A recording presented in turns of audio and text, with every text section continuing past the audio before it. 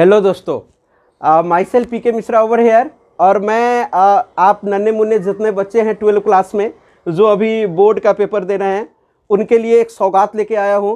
और वो सौगात कुछ इस कदर सा है, इकोनॉमिक्स।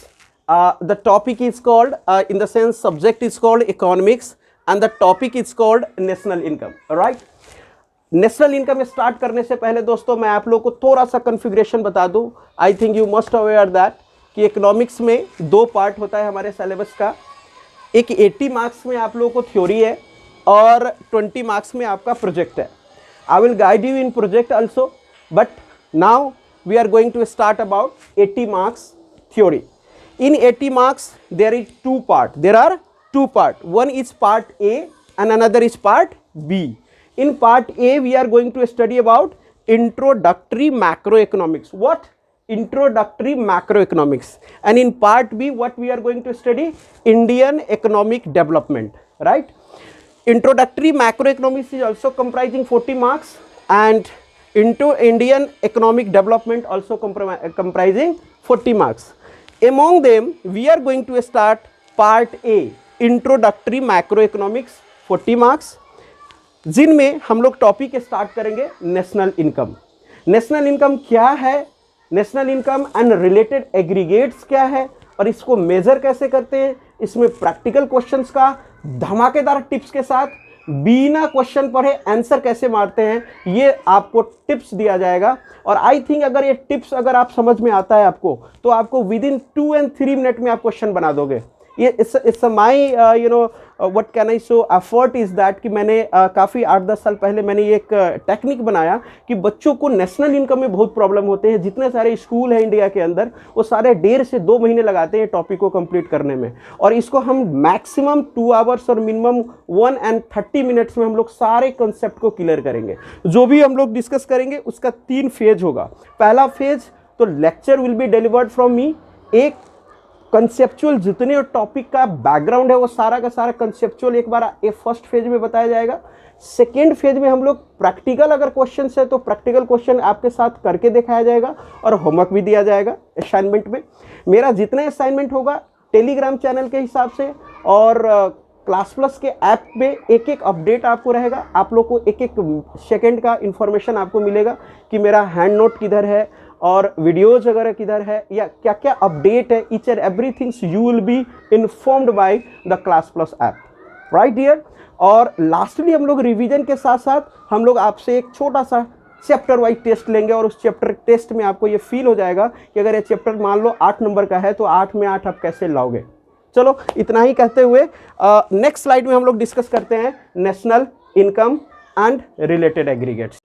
ओके, तो जैसा कि हम लोगों ने पिछले स्लाइड में क्या डिस्कस किया था दोस्तों कि नेशनल इनकम पढ़ना है। क्या पढ़ना है डियर? नेशनल इनकम पढ़ना है, राइट। जब हम लोग नेशनल इनकम पढ़ेंगे डियर तो उसके अंदर 3 फेज होगा। कितने? First phase, second phase, third phase. First phase में हम लोग क्या डिस्कस कर रहे हैं? National income and related aggregates. Second phase में हम लोग क्या डिस्कस करेंगे? National income and it's measurement. और थर्ड फेज में मैं इसके सारे थ्योरेटिकल पार्ट बताऊंगा। जब बहुत सारे थ्योरेटिकल, स्टॉक क्या है, फ्लो क्या है, सर्कुलर फ्लो ऑफ इनकम क्या है, what are the factors which decided considered under the production method, income method, expenditure method, whatever, money flow, stock, you know, real flow, whatever, जितने theory background है वो सारे के सारे आपको मैं एक एक बातों को समझाऊंगा। तो कितने फेज हो गए डियर? 3। फर्स्ट फेज क्या हम डिस्कस करेंगे? जितने प्रैक्टिकल पोर्शन है जहां बच्चों को कंफ्यूजन होता है उस कंफ्यूजन को पहले हम लोग दूर करेंगे वन शॉट में प्रैक्टिकल अप्रोच को डिस्कस करके। सेकेंड फेज में क्या डिस्कस करेंगे? जितने प्रैक्टिकल फेजेस हम लोगों ने डिस्कस किया उस पे एक एक सवाल बनाएंगे मेरे दोस्त, राइट। तीसरा बात हम लोग क्या डिस्कस करेंगे? तीसरा बात में हम लोगों ने जितने थ्योरी बैकग्राउंड है, जितने थ्योरेटिकल कंसेप्ट है, what do you mean bye national income, what do you mean by gross domestic product, national domestic product, stock flow, whatever, ये सारे के सारे डिस्कस करेंगे। तो दोस्तों अभी हम लोग कौन सी फेज में चल रहा है? पहला फेज में। और पहला फेज में हम लोगों ने पिछले एपिसोड में या आई थिंक पिछले स्लाइड में हम लोगों ने ये डिस्कस किया, we are going to study economics. In economics first part macro economics In macroeconomics, we studied about the national income, and now we are going to study about national income and related aggregates. First phase, overtune over here, the first national income and related aggregates. अब देखिएगा तावीज है dear, जैसे तावीज लगाते हैं ना हम लोग गले में, ऐसे आप लोग तावीज बना लो। तावीज, तावीज क्या होगा? पहला तावीज जी, ग्रॉस। ग्रॉस को नेट में कैसे चेंज करना है, ध्यान से रखना। ग्रॉस को नेट में कैसे चेंज करना है? Gross minus depreciation equal to net. क्या dear? Gross minus depreciation equal to net. अब आपके दिमाग में होगा सर डेप क्या है? एक बात बताइए, आप लोग 11 क्लास में पढ़े हैं, क्या पढ़ के आए हैं? डेप्रिसिएशन अकाउंटेंसी में, the wear and tear value of the assets. मान लीजिए ये मार्कर है, ये मार्कर हमने कितने में खरीदा? मान लीजिए 20 रुपये में। अगर 10 दिन के बाद अगर मैं ये मार्कर आप मेरे से खरीदना चाहोगे तो क्या मैं 20 रुपये में सेल करूंगा? और क्या आप खरीद लोगे? क्या आप इतने समझदार नहीं हो जो आपको ये पता चलेगा कि ये मार्कर 20 रुपये का मार्कर 20 में कैसे खरीद लूंगा? भाई अगर कोई भी बाइक हो या कोई भी गाड़ी हो, अगर हम शोरूम से निकालते हैं, विद इन आवर में अगर मुझे सेल करना है, फिर भी उसका कुछ न कुछ वैल्यू डाउन होता है। तो what is that value? That decreasing value is called depreciation dears. So what we are talking about over here, what do you mean by depreciation? The wear and tear value of the assets is called depreciation. And when we are going to deduct depreciation from the gross, then what will get? Net. समझ में आ गया आपको? I think it was quite okay, right? चलिए दूसरे portion में चलते हैं, डोमेस्टिक एंड नेशनल डियर्स। अच्छा, डोमेस्टिक मीन्स क्या? दहलीज के अंदर, देश के दहलीज के अंदर हमारा जो लाइन ऑफ कंट्रोल है, हमारा जो देश का अपना मानचित्र है, इसके अंदर हम लोग कितना इनकम डेवलप कर पा रहे हैं, कितना प्रोड्यूस कर पा रहे हैं, that is called the domestic. उसमें हम लोग net factor income from abroad, net factor income from abroad यहां पे हमने बकायदा लिख रखा है डियर, देख लीजिए। Net factor income from abroad क्या है? Net factor income from abroad, right? आप लोग यहां से दिख सकता है, आप लोगों को देखने में दिक्कत हो, you can zoom, but I think it was quite okay. अब net factor income from abroad निकालेंगे कैसे? Factor income from abroad minus factor income to abroad. What I'm talking from minus to. From means what? अगर मान लो McDonald वाले या pizza हट वाले या कोको कोला वाले या पेप्सी वाले, whatever the MNC company spreaded in the all over the India, and they are operating their business activities in India, मुझे बताओ वो पैसा लेके जाता है या नहीं जाता है? मान लो 10 लाख रुपया इंडिया से बाहर जा रहा है, हमारा भी तो हल्दीराम है, हमारा भी तो अंबानी जी है, हमारा भी तो रिलायंस वाले हैं, ये लोग भी तो बाहर इनका अपना ब्रांचेज होगा। तो उस ब्रांच से हम लोग कितना पैसा लेके आ रहे हैं? मान लीजिए हम लेके आ रहे हैं 5 लाख और हम दे रहे हैं 10 लाख। 10 लाख माइनस 5 लाख माइनस, अगर हम लोग 10 लाख लेके आ रहे हैं और 5 लाख दे रहे हैं तो क्या हो गया? हमारा सरप्लस कितना हो गया? 5 लाख। इन द सेंस आप ये मत समझिए कि फैक्टर इनकम फ्रॉम, अगर from minus two, what we are talking about? From minus two dear, देखिएगा ध्यान से। अगर 10 लाख रुपए हम लोग बाहर से लेके आए, दैट इज कॉल्ड 10 लाख, और हम लोग 5 लाख रुपए दे दिए, मतलब कोको कोला वाले 5 लाख लेके गया और हल्दीराम वाले 10 लाख लेके आया, तो 10 lakh minus 5 lakh is equal to 5 lakh. तो ये 5 लाख क्या है dear? Net factor income from abroad. मतलब इंडिया का इनकम में से बाहर वाले इनकम अगर हम ऐड कर देते हैं तो हमारा नेशनल इनकम बन जाता है। इसीलिए हमने बोला कि डोमेस्टिक को नेशनल में चेंज करने के लिए हमें क्या करना पड़ेगा? डी में net factor income from abroad add करना है। Net factor income from abroad का मतलब net factor income from minus factor income from minus factor income two, right? अच्छा देखिएगा ध्यान से, third phase that is called the market price. तीसरा clue, तीसरा जो बेसिक पॉइंट हम लोगों को डिस्कस करना है, मार्केट प्राइस। मुझे बताइए मार्केट प्राइस का क्या मतलब होता है? अगर और फैक्टर कॉस्ट का क्या मतलब होता है? सर सीधी सी बात है, एमपी का मतलब होगा MP means not Madhya Pradesh, MP means market price दिया है। यहां देखिएगा मार्केट प्राइस, एफसी मतलब फैक्टर कॉस्ट, एफसी मतलब फैक्टर कॉस्ट, और ये कैसे निकलेगा, नेट इनडायरेक्ट टैक्स माइनस करके, मतलब इनडायरेक्ट, नेट इनडायरेक्ट टैक्स कैसे निकलेगा, indirect tax minus subsidies, right.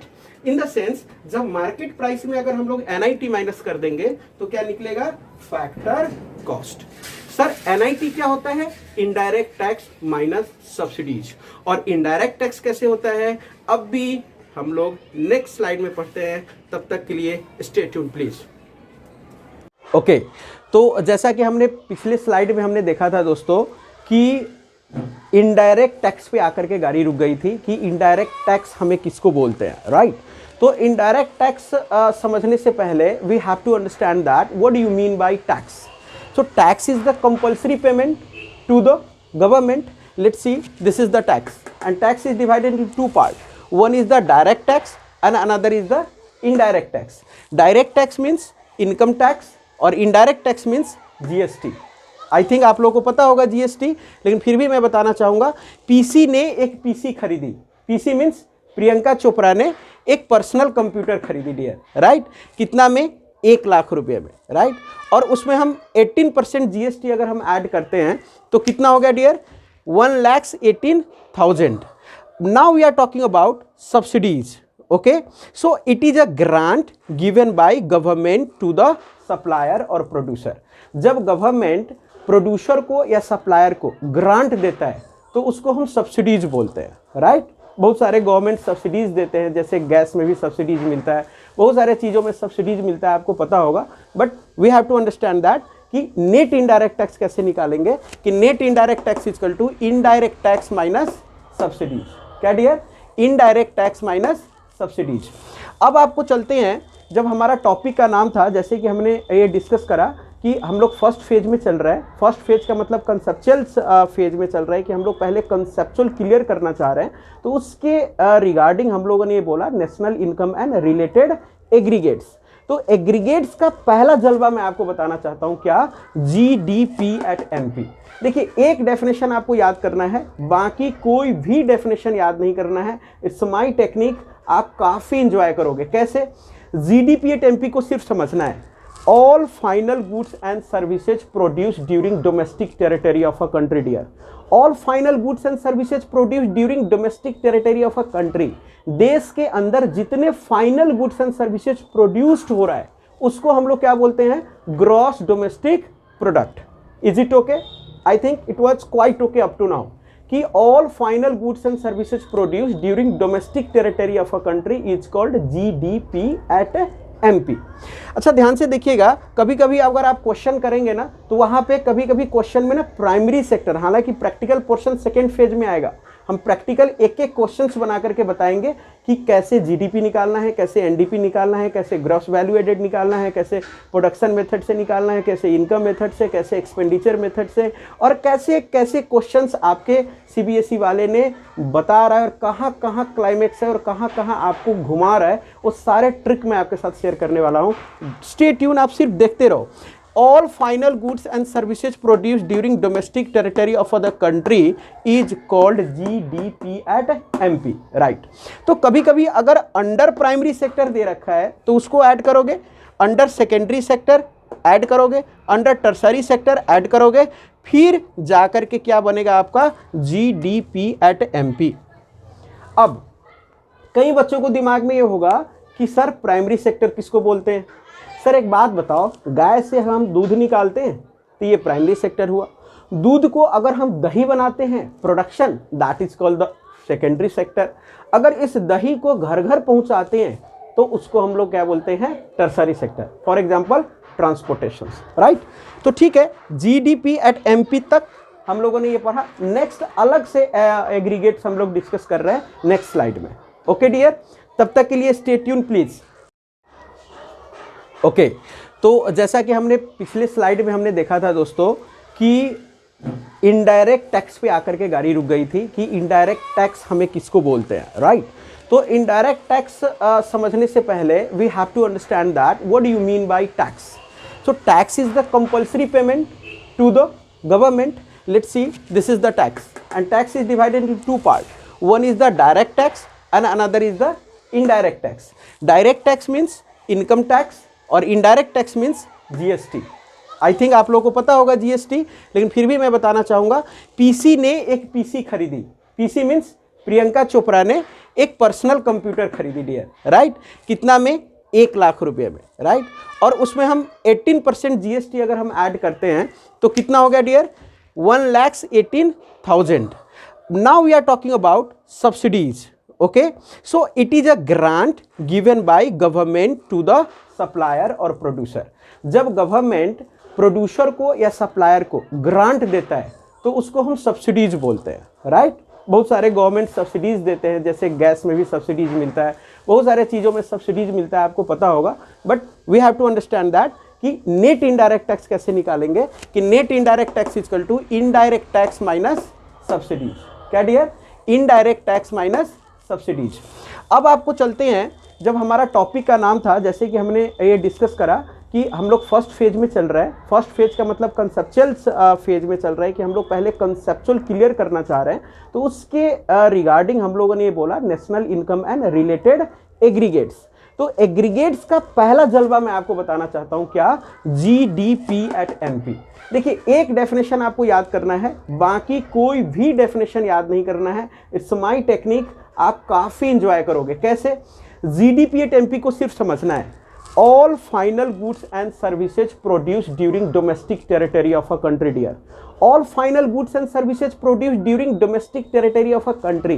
देश के अंदर जितने final goods and services produced हो रहा है उसको हम लोग क्या बोलते हैं? Gross domestic product. Is it okay? I think it was quite okay up to now कि all final goods and services produce during domestic territory of a country is called GDP at MP। अच्छा, ध्यान से देखिएगा, कभी कभी अगर आप question करेंगे ना तो वहां पे कभी कभी क्वेश्चन में ना प्राइमरी सेक्टर, हालांकि प्रैक्टिकल पोर्शन सेकेंड फेज में आएगा, हम प्रैक्टिकल एक एक क्वेश्चंस बना करके बताएंगे कि कैसे GDP निकालना है, कैसे NDP निकालना है, कैसे ग्रॉस वैल्यू एडेड निकालना है, कैसे प्रोडक्शन मेथड से निकालना है, कैसे इनकम मेथड से, कैसे एक्सपेंडिचर मेथड से, और कैसे कैसे क्वेश्चंस आपके CBSE वाले ने बता रहा है, और कहाँ कहाँ क्लाइमेक्स है और कहाँ कहाँ आपको घुमा रहा है, वो सारे ट्रिक मैं आपके साथ शेयर करने वाला हूँ। स्टे ट्यून, आप सिर्फ देखते रहो। All final goods and services produced during domestic territory of the country is called GDP at MP, right? तो कभी कभी अगर अंडर प्राइमरी सेक्टर दे रखा है तो उसको ऐड करोगे, अंडर सेकेंडरी सेक्टर ऐड करोगे, अंडर टर्सरी सेक्टर ऐड करोगे, फिर जाकर के क्या बनेगा आपका? GDP at MP। अब कई बच्चों को दिमाग में ये होगा कि सर प्राइमरी सेक्टर किसको बोलते हैं? सर एक बात बताओ, गाय से हम दूध निकालते हैं तो ये प्राइमरी सेक्टर हुआ। दूध को अगर हम दही बनाते हैं, production, that is called the secondary sector.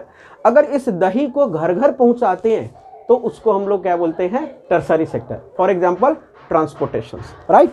तो ठीक है, GDP एट MP तक हम लोगों ने ये पढ़ा। नेक्स्ट अलग से एग्रीगेट्स हम लोग डिस्कस कर रहे हैं नेक्स्ट स्लाइड में।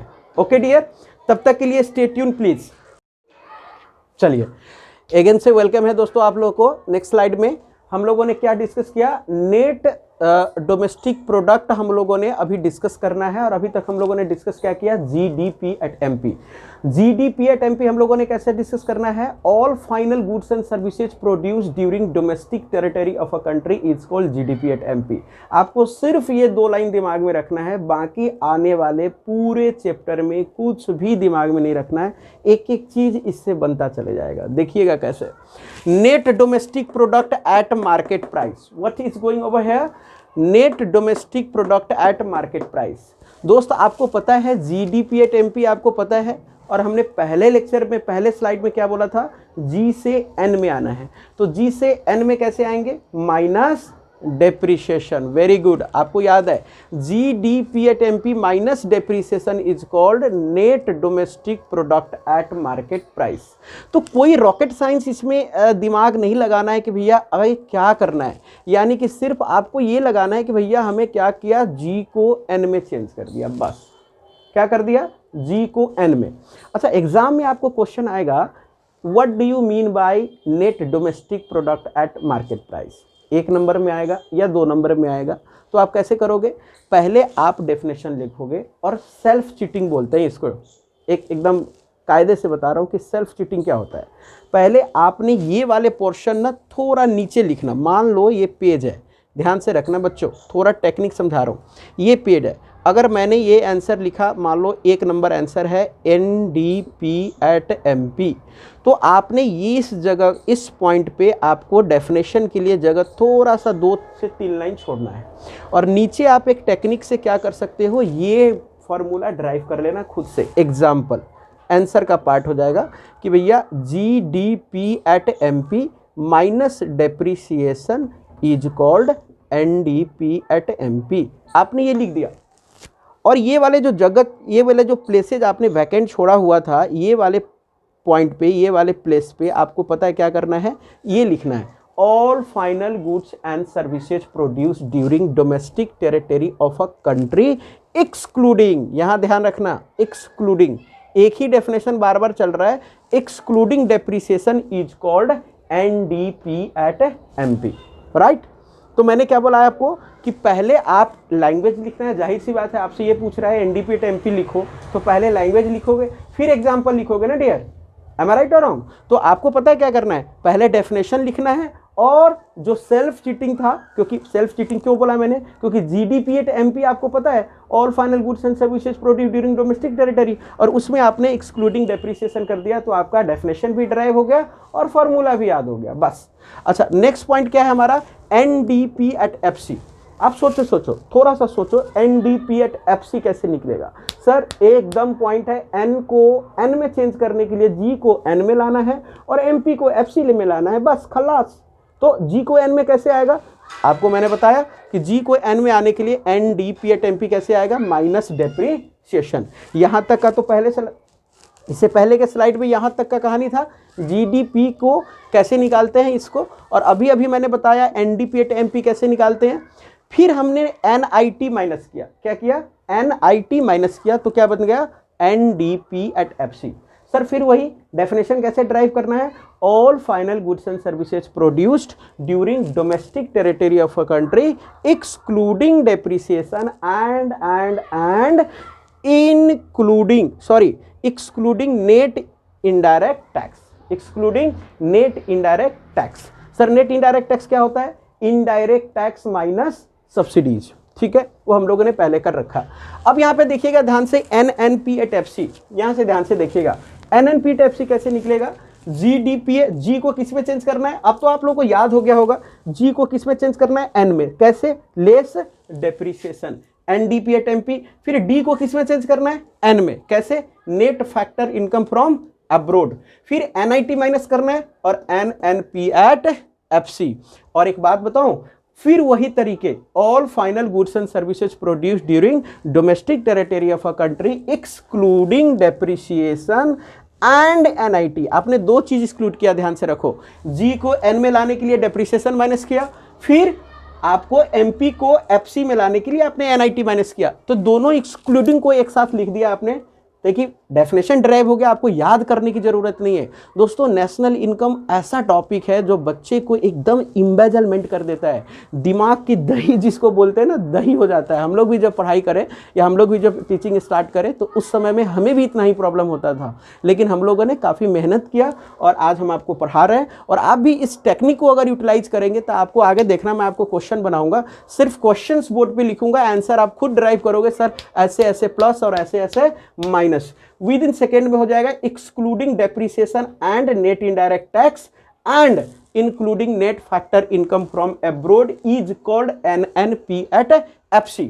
और ये NNP@FC को ही दोस्तों हम क्या बोलते हैं, नेशनल इनकम। क्या बोलते हैं डियर, नेशनल इनकम। अभी तक के जितने स्लाइड है, अगर मैं विद इन 2 मिनट में अगर आपको नटसल करना चाहूं तो आप कैसे करोगे।